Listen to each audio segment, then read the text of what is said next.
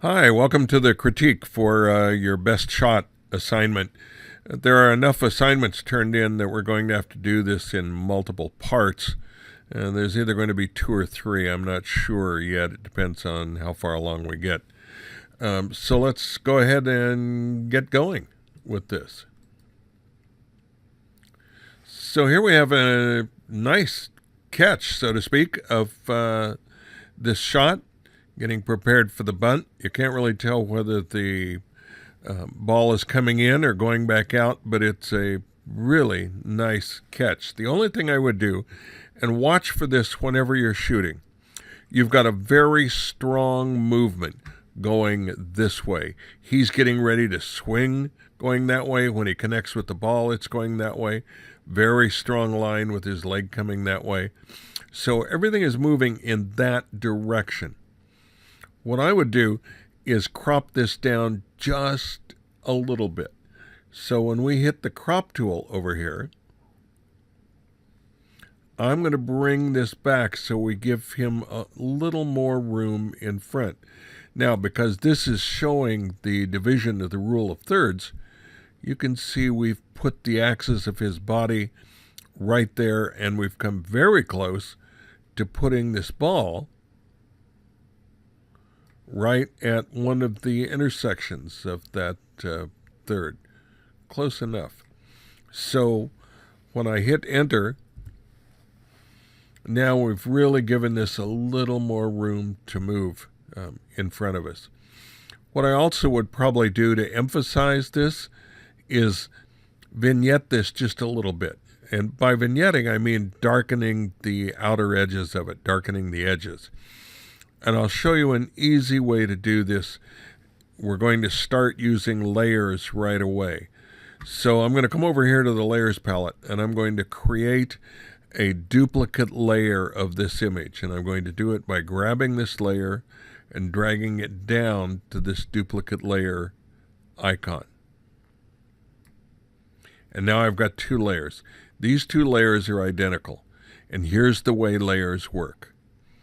If the eyeball is on, the top layer with the eyeball showing is the layer we're looking at. So right now we're looking at the top layer. Now we're looking at the bottom layer. They're just identical, so they look the same. Wherever it's highlighted, that's the layer we're actually working on. That's the layer we're going to be doing something to. Up right here in this field is a pull-down menu of layer styles. And you can see all of the different styles we have available here. And as we go through class, we're going to be using a bunch of these. Not all of them at this stage, but we will use a fair amount of them.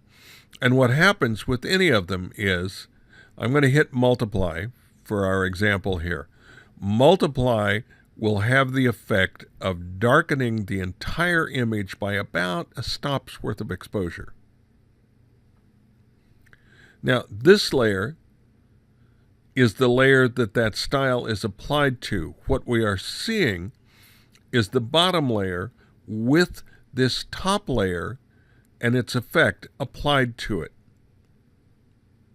So what I want to do is I want to have this outer edge darker and him lighter. Well, if I click off of the eyeball, we're now looking at the bottom layer.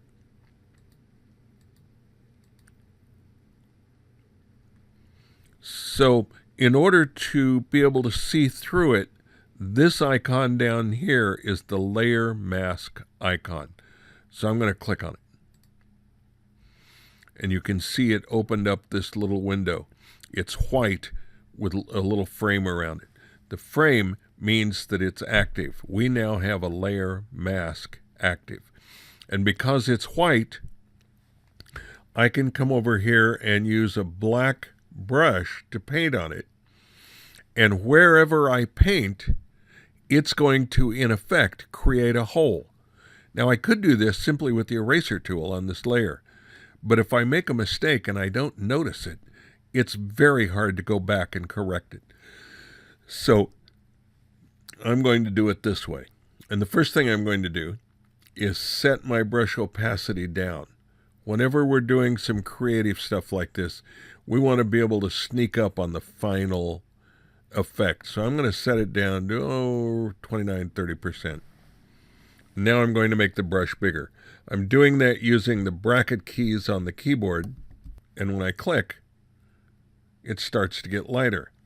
Well, right away I can see I've made a mistake. There's a hard edge to that, and I want it to be really soft. So I can come over here to the history palette and go back a step.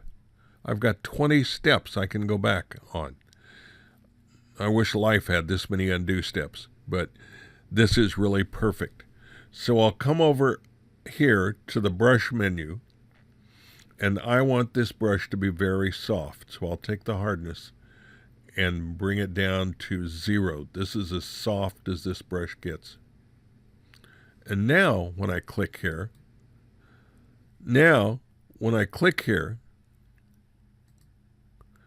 you can see it's lightening it, but you can't really see the line around it. It's very subtle.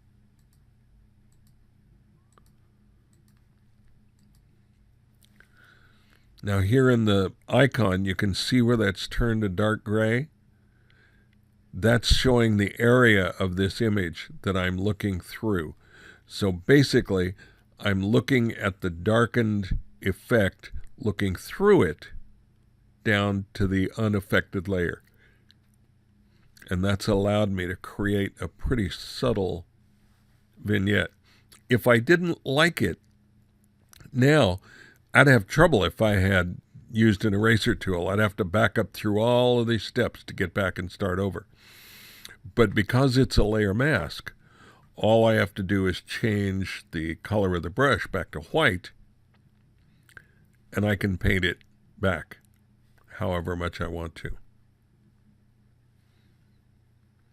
So that's a pretty simple way to start making things stand out just with the use of tone. Okay, so this is a pretty nice shot. Let's go ahead and we'll move on to the next one. So here we have an interesting shot of this flower bush on the fence. You have got to be really, really very careful when you're shooting things like this. They have to be sharp because you've got all of these little items, the little thorns or spikes on the bushes, the petals of the flowers themselves. All of that needs to be critically sharp. So in order to guarantee that, the obvious first thing is to check for focus. But I'm going to assume in this that you actually had focused the camera. The camera was in focus. And one of the reasons I think that is if I look at this fence, this design here, these flowers are coming out of that fence about midway. By the law of optics, something in this shot, if you really were focused here or close to it, even if you had missed with the focus, something should be sharp. But in this shot, nothing is. So what it looks like is that you've simply got a little bit of camera shake, and that's creating the softness. So the lesson from this is to make sure that you have either mounted your camera on a tripod or that you have a high enough shutter speed to stop all of the movement necessary so that everything is really nice and sharp.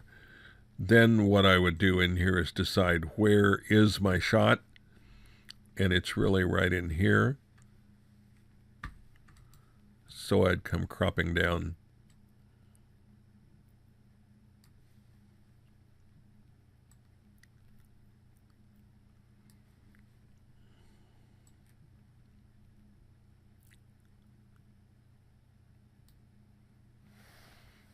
And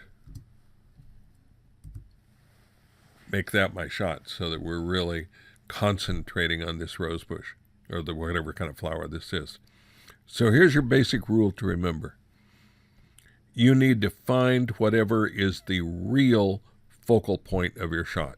Whatever that is, you get to decide, but there can only be one. Everything else in the picture needs to work to try to help that focal point. It should enhance it in some way. If it detracts from it, you need to get rid of it. If it is neutral, you still really need to see if you can get rid of it. Well, here we have an interesting shot of these two dogs. This poor creature has been here so long it looked like he turned to bronze. The problem is there's no connection between them, and that disconnect is enhanced with this line coming down the backdrop. So what this has done is separate this into two shots. One of them is the shot of the dog. One of them is the shot of the dog here on screen left, and the other is the shot of the bronze statue of what I assume is probably a coyote or something on this side. What you really needed to do was concentrate on one or the other, or if the story of the shot is the real dog next to the sculptured dog, then you need to do two things. Number one, put them together. And number two, get rid of this. You may not have even seen this in your viewfinder. It's probably so close and so far out. But let me show you what I mean. If we take this dog and we make another layer of him, I'm going to use Command or Control C to put that selection on the clipboard. Command or Control V will paste it onto a second layer. And you can see it created the second layer over here. Here is this. Now with the Move tool, I can move this dog. So if we were closer, we could match these together pretty well. Let me bring this down. Again, I'm going to use a layer mask with a black brush.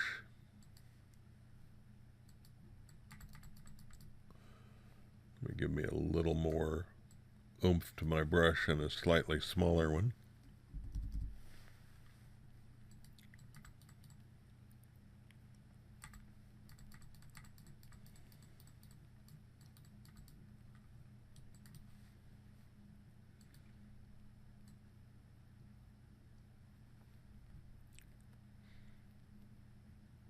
Bled over a little too far with that, but because it's a layer mask, I can come back in and solve that.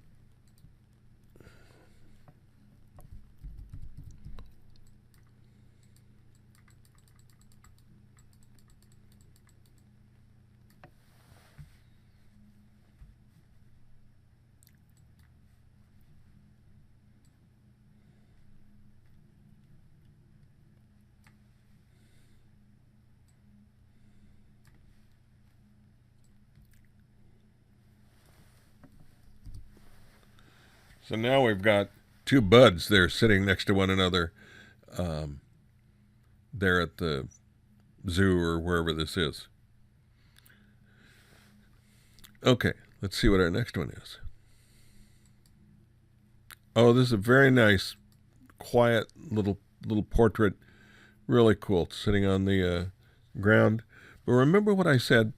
Find out what your real subject is. And the shot is here. It's her. Nice quiet pose, doing almost just self-meditative pose.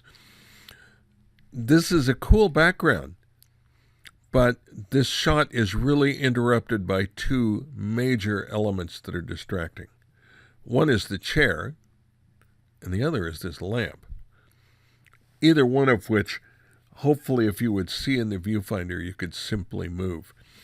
In this case, let's see if we can make things a little bit easier for ourselves by getting rid of one of them. Still leave that background so we can see it.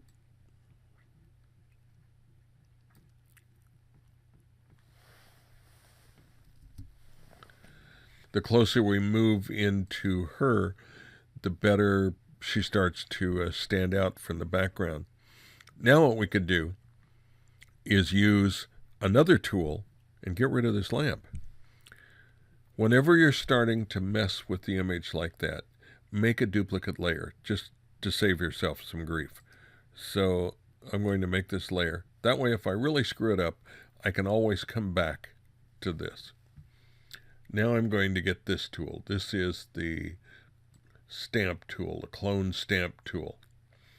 And basically, what it will do, when I hold down the Alt key, or the Option key on the Mac, the cursor should change, and where that little cross-haired cursor is now is where it's going to pick up pixels the size of my brush. So I'm going to click on that,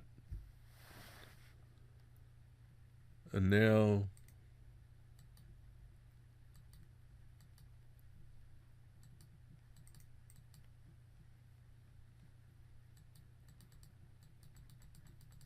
move that up, and the lamp is gone. So now we can really make this about the figure that you've got there.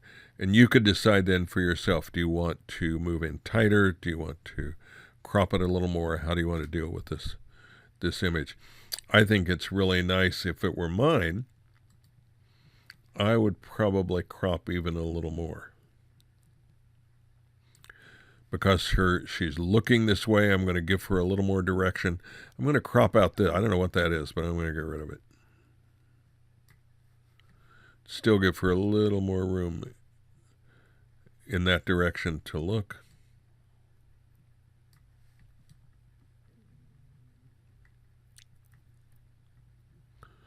And let's see what that looks like. Yeah. Now we can really concentrate on her. So there was a famous photographer named Robert Capa, a photojournalist of eminent fame, last name C-A-P-A, if you want to look him up. And he made a very powerful statement when he was reviewing photographs. He said most of the photos he saw could have been significantly improved if the photographer had just moved a couple of steps forward. Well, that could have happened here in the camera, but it didn't, so we cropped it to see if we can make a better picture of it. What you always need to do, let me go back to our original shot. If I come over here to the history panel, hit the opening shot, there's our original.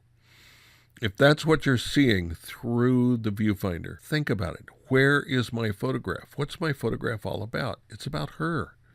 It's about the quietness of this pose in this nice, almost monochromatic background. We could probably have done this whole thing without any of that cloning, simply by cropping it down.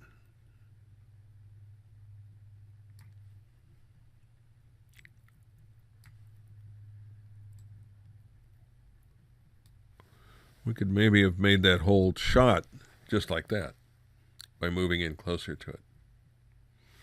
Then what I would do is get rid of this spot on the rug.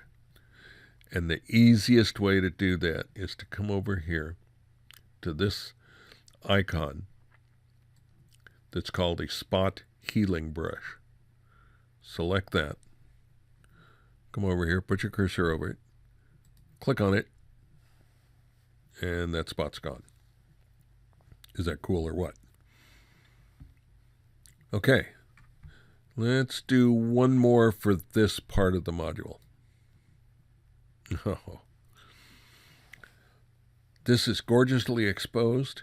Your timing was perfect for the sunset. It's a great sky, great clouds, great everything, except for this pole. What you've let this pole do is divide this into two photographs. There's almost no way to remove this pole without us having to recreate what would be behind it. Could it be done? Sure. But it would have been easier to move over and really shoot this from a slightly different angle. Anyway, wherever this is, it would probably not be a good thing. I assume this is from our parking garage. It would probably not be a good thing to get out your hacksaw and remove this. So what you really needed to do was just you move. But I do think there is a reasonable shot on this side because that's where the sunset is. Maybe a vertical. Some of this isn't terribly exciting, so we can get rid of a little of that. The crane's kind of cool. All of this railing, that's not really doing much for you.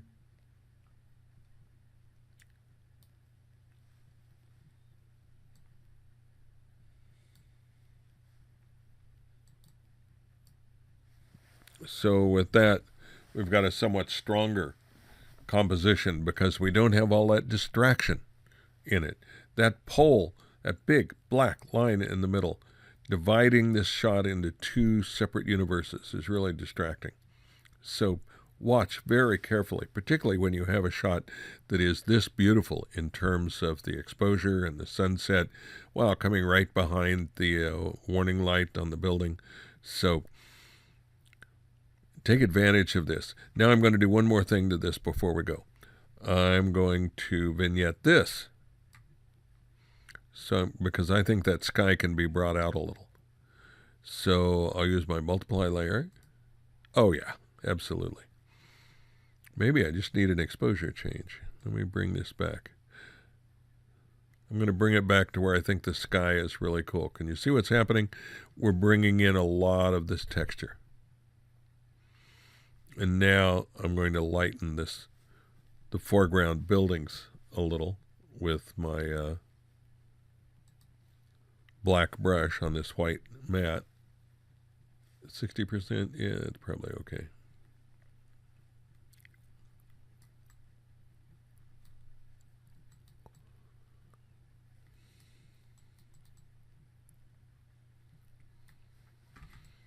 So there could be our final. This icon over here on the history palette, this little camera, if you click on this, now and you go back to the top, you've got the original here, and you've got where we were. So if you want to be able to see the differences quickly, this allows you to do that.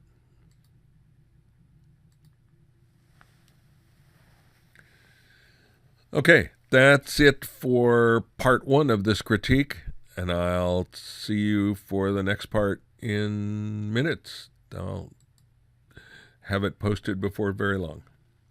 Thanks.